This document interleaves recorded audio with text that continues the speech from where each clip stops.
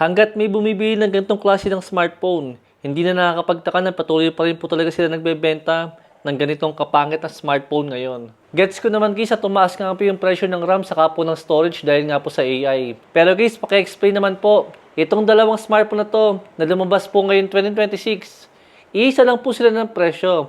Pero yung isa po guys is napakapangit po ng specs compare po dito na overall po mas maganda. Yung isa naka-AMOLED 144Hz refresh rate with 1.5K resolution.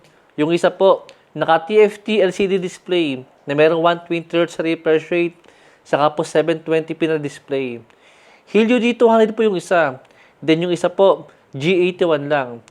8256 po yung isa, compare po sa may 6128 naman. Ang main point ko lang po guys, may mga smartphone po na napaka-solid po para sa may presyo. Tapos may mga smartphone po na sakto lang po para sa presyo na mabibili natin. Pero guys, meron pong isang klase ng smartphone na saksakan po ng overprice.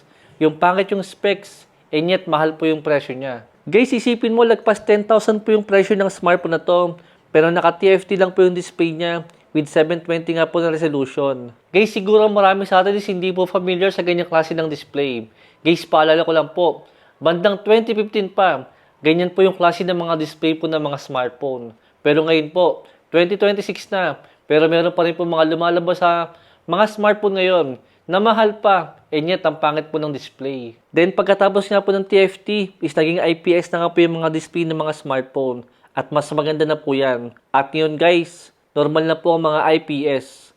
Pero itong TFT, guys, sobrang luma na po niyan. Then itong mga nakaraang taon guys, nauso na nga po yung AMOLED display. Sa mga around 10,000 po na mga presyo, yung iba guys mas mura pa, pero naka-AMOLED na.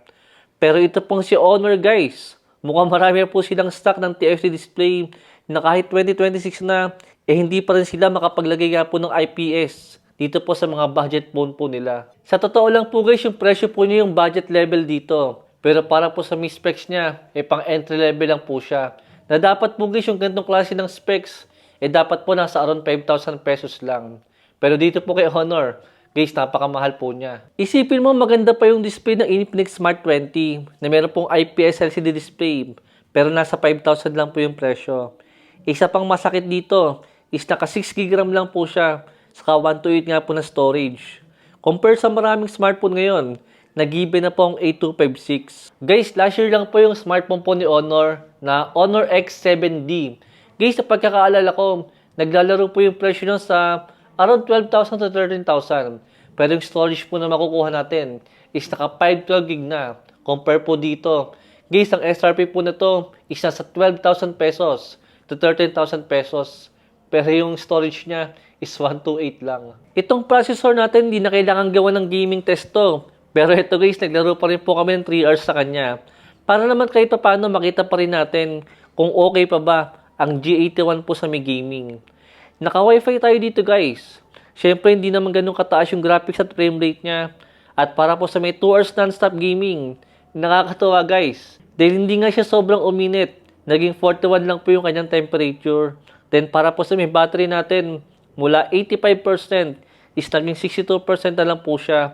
After po ng 2 hours na gaming sa may Mobile Legends. Diyan lang po sa may battery, magandang smartphone na yan. Dahil totoo naman guys na talagang matagal po siyang malobat. Dahil laabot po siya ng 8 hours non-stop gaming sa may Mobile Legends.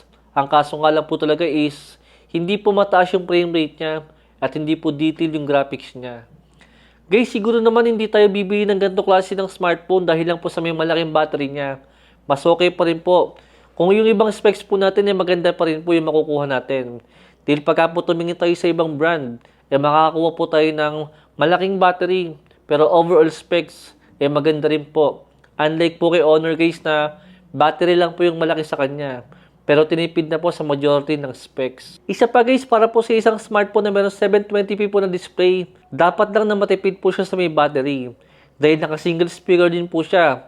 Pero buti naman nasa taas po yung speaker niya para nga po hindi siya madaling matakpan pagka po naka-landscape mode tayo. Dahil nag-Mobile Legends din po kami dito, mas mataas po yung graphics niya.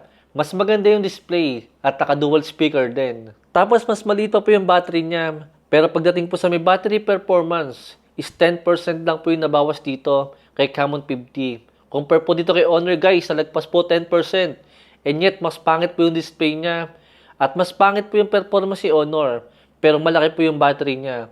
Pero sa may performance po nila, mukhang mas matagal pong malobat itong si Camon 50. Ibig sabihin guys, kaya pong tumapat yung 6.5 mAh siya battery ni Tecno dito po sa may 7.5 mAh siya battery ng Honor na to. Siyempre kasama rin po sa may camera natin.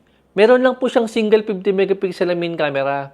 Tapos 5 megapixel po na front selfie camera. Grabe guys, kung para po sa inyo yung maganda yung ganyang klase ng camera, hewan ko na. Kung sa may 5,000 lang po na presyo, I think masasabi ko na pwede na to. Pero kung 10K po, guys, di hamak po na mas maganda po yung camera ng Camon 50. Hindi ko na pagkukumparahin yan dahil sigurado nakakahiya lang. Tapos sa may video po niya is 1080p lang po yung supported sa kanya. Tapos 30 FPS lang. Literal po na bagsak. Nag-try din po kami ng isang oras sa Blood Strike.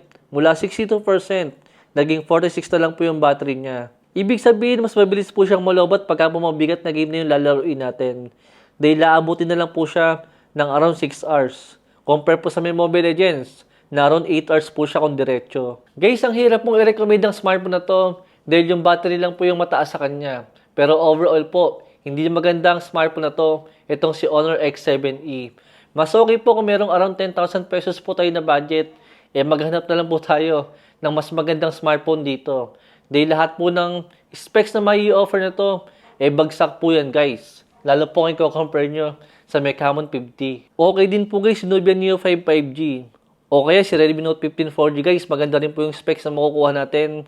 Pwede rin po si Tecno Spark 54G. Hindi po sila nagkakalayo ng specs ng Honor na yan. Pero yung presyo po ng Tecno na yan guys, nasa around 6,000 lang po siya. Guys, baka pwede makahingi ng isang like at isang subscribe po dyan. Pambawi po sa may Honor X7e. Dahil napakamahal po niya. Para lang sabihin sa inyo, guys, bumili na ako. Huwag na po kayong bumili ng smartphone na to. Thanks for watching.